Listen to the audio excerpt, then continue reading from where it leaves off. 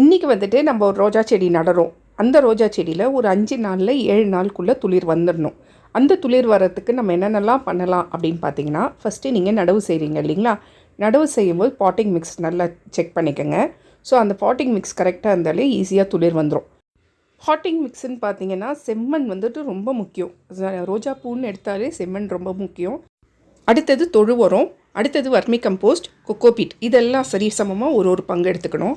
அடுத்தது வந்து வேப்பம் புண்ணாக்கு ஒரு 2 கைப்பிடி அளவு போட்டால் போதும். போன் மீல் வந்து 2 ஸ்பூன் போட்டால் போதும். இதெல்லாம் மிக்ஸ் பண்ணிவிட்டு தான் நீங்கள் செடி வைக்கணும். ஸோ இது வைக்கும்போதே உங்களுக்கு ஒரு வாரத்தில் துளிர் வந்துடும்.